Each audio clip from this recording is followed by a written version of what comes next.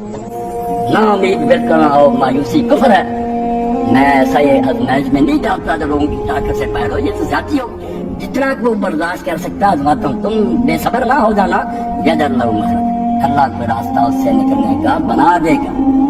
وقت آ جائے گا انشاءاللہ راستہ کھل گیا.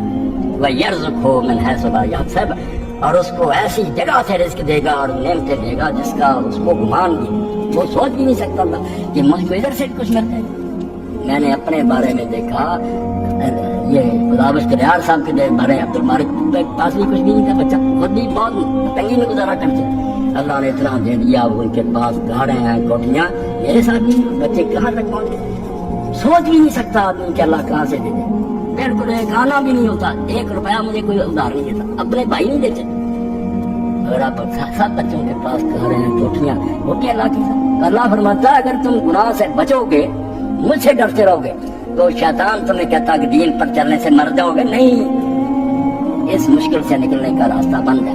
اور اس پر ایک دعا آپ کو میں نے پہلے بھی بتائی تھی, اب بھی بتا دوں کہ حضرت سیدنا یوسف علیہ السلام جن دنوں میں جیل میں تھے, اب نبی سے کوئی اللہ کو پیارا, وہ بھی مصیبت بہت رہے. تو حضرت جبریل علیہ السلام نازل ہوئے. یہ دعا آپ سارے لوگ اس کو لکھ لیں اور یہ شروع کریں انشاءاللہ. جو بھی پریشانیاں دو, کسی کو بچوں کی ہے, کوئی کو رشتوں کی, اللہ کا اصول ہے کہ ویسے. تو جبریل علیہ السلام نے کہا کرتا, یوسف علیہ السلام ہر فرض نماز کے بعد یہ کہہ دیا کرتا, اور شروع کیا. دونوں ہی کام ہو. اللہم اجعل لی مخرجا, اللہم اجعل لی من امری فرجا ومخرجا وارزقنی من حیث لا تحتسب. اسی آیت کے مطابق کہ ان کے لیے نکلنے کا راستہ بھی بنا دوں گا اور رزق بھی اچھی جگہ سے دوں گا کہ ان کا گمان بھی. تو نکلنے کا راستہ بھی بن گیا. 22 دن سے نکلے, بادشاہ نے خود احترام کر کے باہر نکالا, اور وہ رزق بھی مل گیا. تو حاکم بن گیا ساری سلطنت کے, اور سارا مصر ان کی مٹھی میں آ گیا. فرمایا یہ صرف دعا کیا کرو, اللہم اجعل لی فرجا ومخرجا, میرے لیے گنجائش پیدا کر, تنگی ہے, مخرج اس مصیبت سے نکلنے کا کوئی راستہ بنا, وارزقنی من حیث لا تحتسب, اور مجھے ایسی جگہ سے رزق دے جو میں سوچ بھی نہیں سکتا. اللہ کہتا ہے شیطان, اور کسی شاعر نے بڑی پیاری بات کہی, ہمیں لے ڈوبا نا امیدی.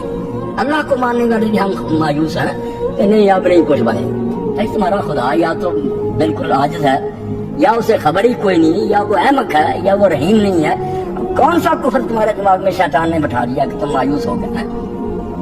سنبھلنے دے مجھے نا امیدی, دیہات ہے ہم. شاعر رو پڑا, شیطان ہے نا مصیبتوں میں نا امید کرنا. وہ شاعر کہتا ہے کہ ہاتھ سے جاتا رشتہ نظر آتا ہے کہ خدا بھی ہاتھ سے نکل رہا, میں تو خدا کو بھی چھوڑنے لگوں. تو کہتا ہے سنبھلنے دے مجھے نا امیدی, اے نا امیدی دفع ہو جا, سنبھلنے دے مجھے نا امیدی, کیا قیامت ہے کہ دامانے خیال ہے یار چھوٹا جائے. تو یار کا خیال بھی میرے دماغ سے تو نکالنا سکتا. اللہ کا اللہ کہتا ہے کہ جو مجھ سے ڈرتے رہیں گے, تنگیاں آئیں گی, لوگوں کو دیکھیں گے کہ وحش کر رہے ہیں, ہمیں یار یہ پریشانی نہیں, اللہ ان کے لیے اس مصیبت سے نکلنے کا راستہ بنائے گا. وَيَرْزُقْهُ مِنْ حَيْثُ لَا يَحْتَسِبُ, ایسی جگہ سے رزق دے گا جو سوچ ہی نہیں سکتی. اور اب اس کی دلیل دیتا, قرآن میں لاجک ہے, منواتا بات دلیل سے کہ کیسے ایسا ہو جائے. فرمایا وَمَن يَتَوَکَّلْ عَلَى اللَّهِ, جو اپنی کوشش کرنے کے بعد معاملہ اللہ کے سپرد کر لے گا کہ سارا جہان تیرے قابو میں ہے, تو جانتا بھی ہے, مہربان ہے, اور تجھے ڈکٹیشن کی کیا ضرورت ہے, تو سب کو آج ہی جانتا کہ یہ کرنا ٹھیک ہے. وَمَن يَتَوَکَّلْ عَلَى اللَّهِ, جو اپنے معاملات اللہ کے سپرد کر لیں گے, فَهُوَ حَسْبُهُ, کبھی بھی یہ شکایتیں ہوگی کہ اللہ نے تو کچھ بھی نہ بنا, وہ اس کے لیے پھر کافی ہے. ذرا صبر کر اور اس کا دامن مضبوطی سے پاک, وہ کافی ہے تیرے. سب دشمن پھونک مار کے اڑا دے گا, سارے مقدمے ختم ہو جائیں گے, جھوٹے منہ کی کھائیں گے, وہ کافی. ان اللہ بالغ امرہ. اور آپ یہ بھی سوال تھا کہ کیسے کافی, یقین ہو کہ طاقت ہے, کچھ کر سکے گا. اگر وہ خود ہی کمزور ہے, کیا بنائے گا, میں اس کے ساتھ سے کیا جوڑ دیا. جس لیے میں کہتا ہوں کوئی کتاب اس کا مقابلہ نہیں کر رہی, جتنی مرضی تقریریں کریں, اس طرح فکریں جوڑنا صرف خدا کا کام. موجزانہ ان اللہ بالغ امرہ, جب اس کے سپرد کر دے گا نا کہ جو میرے بس میں تھا وہ میں نے کر دیا, اب تو میری بس, تو اس لیے کافی ہے. ان اللہ بالغ امرہ, وہ جو کرنا چاہتا وہ کر لیتا, سارا اقتدار ہے اس کے پاس ہے, اس کی طاقت, اس کا حکم جو ہے وہ پورا ہو کر رہتا ہے. وہ کمزور ہے, وہ کر نہیں سکتا, جو کرنا چاہتا وہ کر چھوڑتا. اور اسی موقع پر مفسرین نے واقعہ لکھا کہ حضرت عوف ابن مالک ایک صحابی تھے, سالمن کا بیٹا تھا, کافر اس کو گرفتار کر کے لے. اب ماں اور باپ دونوں کے دل کا ٹکڑا تھا, پہاڑ گر گیا مصیبت.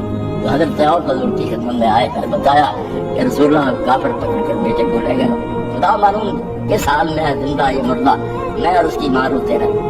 حضور نے فرمایا تو اللہ سے ڈر, صبر کر, اور تم دونوں جو ہے نا میرے بھائی بہن استغفار کی, لا حول ولا قوت الا باللہ کی قسم ہے, میری بہن کو بھی بتا دینا, آپ بھی یہ دونوں پڑھنا شروع کرو کہ تیرے سوا اللہ نہ کوئی مصیبت کو ٹال سکتا ہے نہ کوئی کسی کو پیدا ہو, لا حول ولا قوت. اور اسی لیے حضور نے ایک سفر میں کہا کہ لوگوں تم سمجھنا چاہتے ہو میں سے عرش کا خزانہ کیا, وہ مخفی خزانہ ٹریل اللہ کی. لوگوں نے کہا فرمایا لا حول ولا قوت. یہ آخری بات ہے, لا حول, کسی تکلیف کو ٹالا نہیں جا سکتا, ولا قوت, نہ کسی فائدے کو ہم حاصل کرنے کی پاور رکھتے ہیں, یہ دونوں کام اللہ کی طرف سے وہ مدد کرے گا.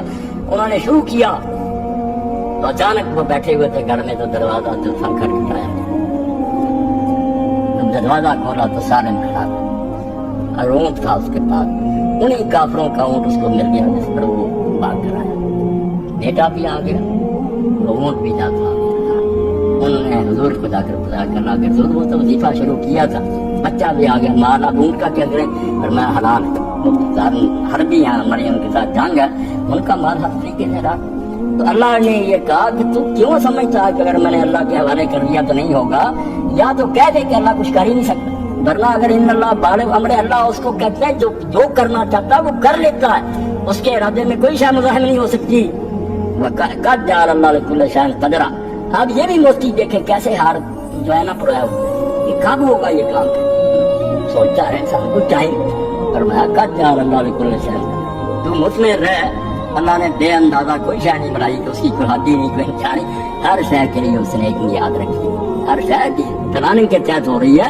وقت ہے, یہ صبر آ رہا ہو, وقت آ جائے گا, اور وقت آنے پر انشاءاللہ جو تو چاہتا ہو جائے گا. آرام سے ٹکا رہے, اللہ جو کرنا چاہتا کرے. اب میں صرف ترجمے کر دوں, اس کے آگے بھی پھر اللہ نے کچھ مسائل بیان کر رہے ہیں. پھر فرمایا کیسی تسلیاں, اسی لیے جو کہ اللہ نے یار سوچنا کتاب اتارنی ساری ایک وقت حضور پاس اتارنی.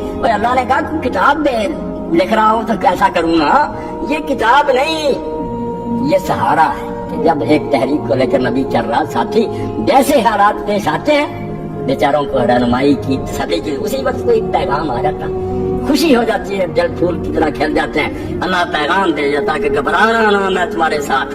یہ کوئی مسئلوں کی کتاب ہے کہ میں اتار دوں ایک ہی وقت. اسی لیے آپ اس میں تکرار دیکھتے ہیں کہ بار بار شاید دہرائی گئی مگر نئے رنگ میں. تو اللہ تعالیٰ نے پھر فرمایا من یتق اللہ یجعل لہ من امرہ یسرا, جو اللہ سے ڈریں گے اور دین پر قائم رہیں گے, یجعل لہ من امرہ یسرا, اللہ ان کے کاموں میں آسانی پیدا کر دے گا. یہ مشکل جو دور ہو جائے گی. اس کے بعد پھر یہی بات آ گئی, اللہ تعالیٰ نے پھر یہ بات دہرائی, سیجعل اللہ بعد عسر یسرا. یہاں تنگیاں بھی آتی ہیں, یہ دور بدلتے رہتے ہیں, مگر ساتھ آسانی. عرب علماء امت نے کیسا نقطہ نکالا کہ ہم جب سورہ علم نشرہ پڑھتے ہیں, جو انعام حضور کو بیان کیا ہم نے یہ نہیں کیا. اب اس میں کیا آتا, فَإِنَّ مَعَ الْعُسْرِ يُسْرًا, إِنَّ مَعَ الْعُسْرِ يُسْرًا, 2 مرتبہ ساتھ گزرا. اور گرامر کے مطابق العسر جو ہے نا, دونوں مرتبہ اس پر الف لام ہے. جیسے ہم اے این بولتے ہیں, ادھر بولتے ہیں کہ یہ ڈی ہے. اے بک کوئی کتاب, ڈی بک ہوتی خاص معرفہ ہوتا ہے العسر, پھر ہو گئی العسر. اور یہ قاعدہ ہے حدیث گرامر کا کہ معرفہ اگر دہرایا جائے پہلے بھی آوے پھر وہ ایک ہی ہوگا, 2 ہی آدمی ہوں گے, وہ وہی رہے گا, معرفہ ہو چکا. اس لیے فرمایا مشکل ایک ہی ہے, پہلی آدمی اندر مشکلیں نہیں زیادہ, مگر یسرن کو نکرا رکھا, 2 زبریں تنوین تاکہ جنرل رہ بات. فرمایا مشکلات بہت تھوڑی ہیں, آسانیاں اس کے ساتھ بہت زیادہ. گرامر کے لحاظ سے ایک ٹکڑے نے بیان کر دیا کہ کیوں بنایا. زندگی میں ایک آدھ دن بخار ہو گیا تو ہائے ہائے کرتا پھرتا, ساری عمر تندرستی رہتی, اس کا نہیں ذکر کر. فَإِنَّ مَعَ الْعُسْرِ يُسْرًا, مطمئن ہو جا, تنگی ایک ہی ہے, خوشحالیاں اس کے ساتھ بہت. پھر اِنَّ مَعَ الْعُسْرِ يُسْرًا, اور اِنَّا کے ساتھ اِنَّا تاکید کے لیے کہ ضرور بضرور سمجھ پکا ایمان اور یقین رکھ. تو بات ہو گئی تھوڑی بہت, مگر کچھ بھی بیان کیا اس پر یقین جانے اللہ, اس کی صفات. اب اللہ کو مانا تو وہ معتبر سمجھا جاتا ہے جو اللہ کو اس طرح مانا جائے جو سچ مچ ہے کہ حالات سے واقف ہے, دانا ہے, رحیم ہے, قادر ہے. ایسا خدا مانیں گے تو بات بنے گی. اگر یہی ہے صرف کوئی ہے اللہ, اس سے کیا بنے, نہ کوئی اثر ہوگا, نہ آپ کو کوئی تسلی ہوگی. اسی لیے رسول کریم علیہ السلام نے منیمم یہ بیان کیا کہ اللہ کی شان انگنت ہے، اور بہت وہ ہیں جو اس نے ہم سے پردے میں رکھی، مگر 99 بیان کر دی، 99 ایسی بیان کرنی ہے جیسے پھول ہوں گلاب کے 99 ہار بنا ہوا، اللہ کے گلے میں یہ ہار سمجھے یا اس کے تاج پر یہ موتی سمجھے، 99 کہ اللہ کے 100 سے ایک کم نام ہے، ان کو سمجھ لو، تم ان کو ذہن میں رکھو اور میں جنت میں داخل۔ اب 3-4 کی میں نے تشریح کی کہ وہ علیم ہے، حکیم ہے، رحیم ہے، قادر ہے، کیسا آپ کو اور ملک مزہ ہے کہ اگر وہ 99 سمجھ میں آ جائیں کہ جس خدا کو ہم مان رہے ہیں اس کی تو یہ شان ہے، پھر مومن اور گھبرائے اب دنیا کی طاقتوں سے کانپے کہ ہمارے پاس ہتھیار نہیں ہے، وہ سپر پاورز ہے۔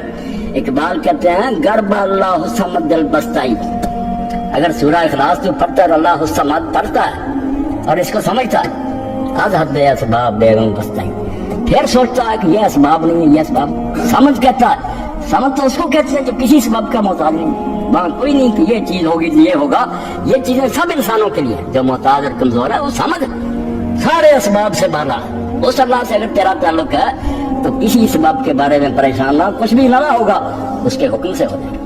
اب میدان بدر میں آپ دیکھ رہے ہیں رسول اللہ کی ساری رات گزری، آپ نے اپنے لیے کھجوروں کا بنوا لیا ایک چھپر شاخوں کا، عریش، فوج میدان میں، اللہ کا رسول سجدے، حضرت علی کہتے جب میں گیا دیکھا حضور سجدے میں رو رہے، یا حی یا قیوم کہہ رہے، اور کہتے ہیں اللہ جو میرے بس میں تھا یہ 313 لے آیا، مگر ان کے پاس ہتھیار ہیں، گھوڑے ہیں، 1000 کی فوج ہے، یہ بیچارے نہتے ہیں، اب اگر یہ ہلاک ہو گئے تیرے دین کا نام کون لے گا؟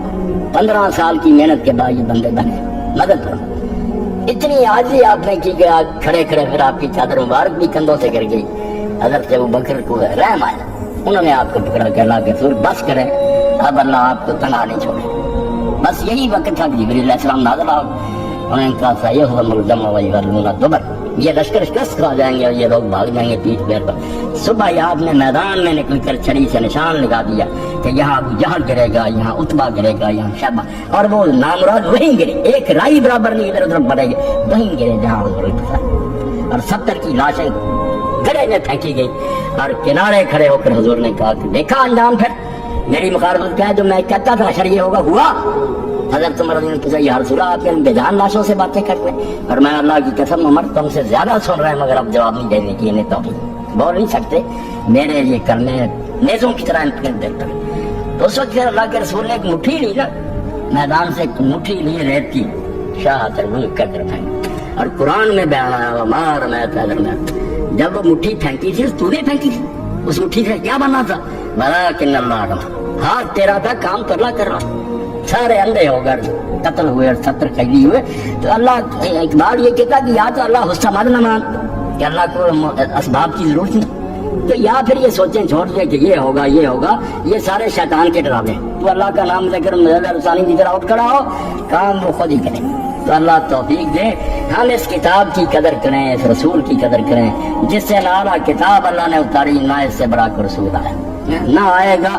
اب ایسی 2 نعمتیں جن کے بارے میں امام کہتے ہیں جعفر الصادق کہ اللہ کھانے پینے کا نہیں پوچھے گا، یہ کوئی بات نہیں، کھانے پینے کے لیے دیا تو دینا ہی تھا بندوں کو، پوچھے گا ان 2 نعمتوں کا، قرآن جیسی کتاب، محمد صلی اللہ علیہ وسلم جیسا رسول دیا، تم نے ان کا کیا حق ادا کیا؟